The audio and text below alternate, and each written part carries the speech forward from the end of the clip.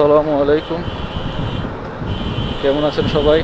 আবারও চলে আসলাম নতুন একটি ভিডিও নিয়ে।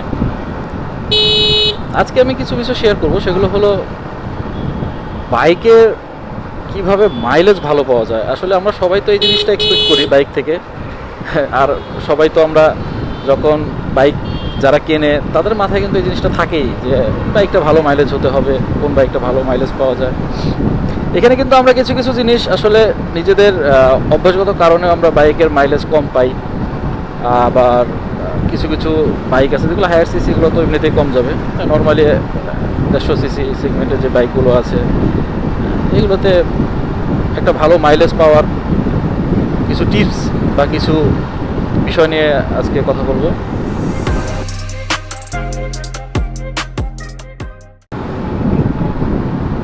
তো প্রথমে যে বিষয়টা সেটা হলো, একটা বাইক আপনি রাইড করলে অবশ্যই এটাকে একটা ওয়েল স্পিড মেনটেন করতে হবে, যেটা নর্মাল স্পিড। এখন সবসময় হাই স্পিডিং করলে এতে আপনার ফুয়েল খরচ হবে, এটা স্বাভাবিক। তো নর্মাল স্পিড যদি আপনি মেনটেন করেন, লাইক 50, 60, 65, 70 এরকম একটা স্পিড মেনটেন করলে, খুব বেশি স্পিডে না রাইড করলে আপনার গাড়ি ভালো মাইলেজ দিবে। তারপর হুটহাট এক্সেলারেশন আর ব্রেক করা।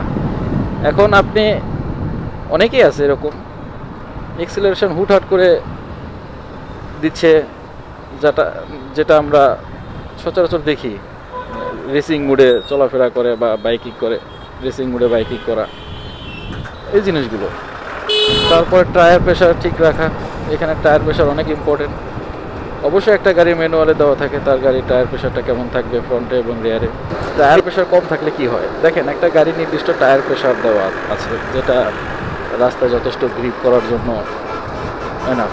এখন কেউ যদি কম প্রেশারে বাইকটা রাইড করে, কম টায়ার প্রেশারে, সেক্ষেত্রে বাইকটার শক্তি প্রয়োজন হয় বেশি। এখানে শক্তিটা কোথা থেকে আছে? সোর্স তো ওই ইঞ্জিন। আর ইঞ্জিনে যখন বেশি পাওয়ার লাগে তখন অবশ্যই আপনার ফুয়েল থেকেই নেয় তারা। তো আলটিমেটলি সেই ফুয়েলের উপরে প্রেশারটা পড়ে। সেই ক্ষেত্রে অবশ্যই প্রেশারটা ঠিক রাখা জরুরি। তারপরে আসি ভালো মানের ফুয়েল ব্যবহার করা। এখন এটা আপনার উপরে, আসলে কোথায় ভালো ফুয়েল পাওয়া যায়, ঢাকার ভিতরে অথবা ঢাকার বাইরে, যে যেখানে থাকেন,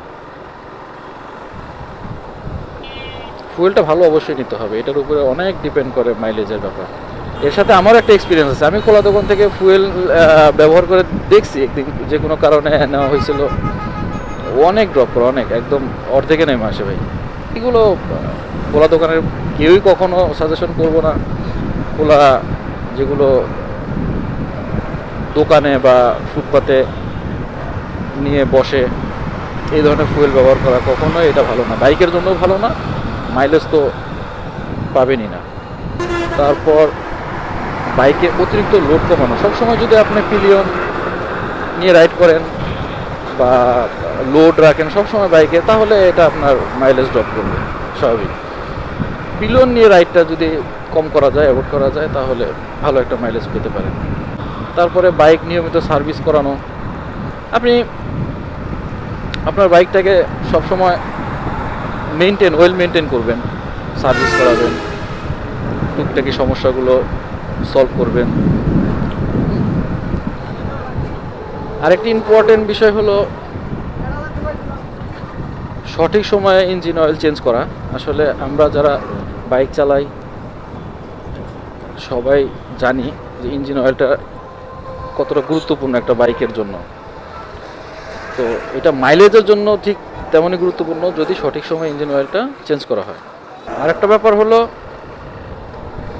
সঠিক গিয়ারে গাড়ি চালানো, বাইক চালানো। আসলে গিয়ারটা যদি সঠিক না হয়, আপনার লো গিয়ারে হাই আরপিএম যদি আপনি বাইক রাইড করেন, সেই ক্ষেত্রে মাইলেজ কম পাবেন। এখন এতে বাইকের যখন শক্তি বেশি দরকার হয় তখন তো আপনার বাইক থেকেই আপনার ইঞ্জিন যখন শক্তি বেশি লাগবে তখন আপনি অবশ্যই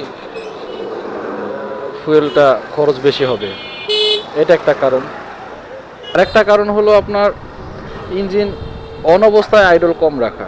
লাইক জ্যামে থাকা অবস্থায় আমরা কি করি, বাইক স্টার্টে অনেকে রেখে দেই, হয়তো বা মনে থাকে না, হয়তো যে কোনো কারণে হোক, অলসতার কারণে মনে থাকে না, যে কোনো কারণেই হোক, হ্যাঁ, আমরা ইঞ্জিন স্টার্ট দিয়ে রাখি। সেই ক্ষেত্রে বাইক কিন্তু আপনার স্টপ আছে, চলছে না, কিন্তু ফুয়েল খরচ হচ্ছে, তেও আপনার মাইলেজ কম দিবে। তারপর লাস্ট যে বিষয়টা সেটা হলো রাইডিং অভ্যাসটা পরিবর্তন করা। আসলে পরিবর্তন বলতে রাইডিং অভ্যাসে একটা আহ, ভালো একটা রাইডিং অভ্যাস গড়ে তোলা। যেমন শুধু বাইক অয়েল অথবা সার্ভিসিং এতেই যে বাইকের ভালো মাইলেজ দিবে তা না, নিজেকে বাইকটা যত্ন করতে হবে, নিজেকে ধৈর্যের সাথে বাইকটা রাইড করতে হবে, তাহলে হয়তো ইনশাল্লাহ আপনার বাইকে মাইলেজটা একটু ভালোভাবে ইমপ্রুভ করবে। তো এই ছিল আজকে এই বিষয়গুলো নিয়ে টুকিটাকি টিপস। সবাই ভালো থাকবেন, সুস্থ থাকবেন, ইনশাল্লাহ বাইকের যত্ন নেবেন। আল্লাহ হাফিজ।